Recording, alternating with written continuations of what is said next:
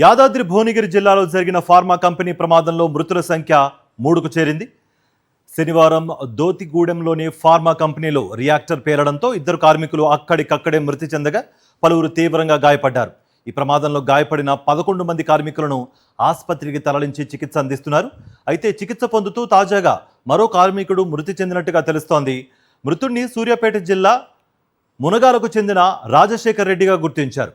దీంతో ఈ ప్రమాదంలో మృతుల సంఖ్య 3కు చేరింది.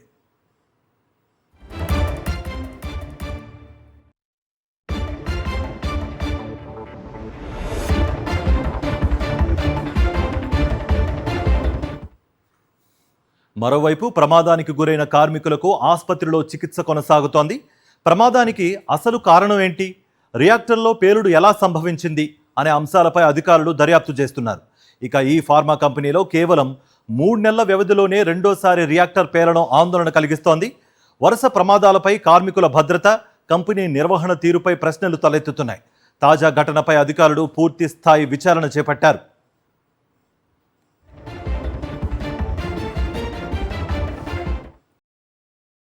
మరిన్ని అప్డేట్స్ కోసం ఛానల్ను సబ్స్క్రైబ్ చేయండి. నోటిఫికేషన్స్ కోసం బెల్ ఐకాన్ పై క్లిక్ చేయండి.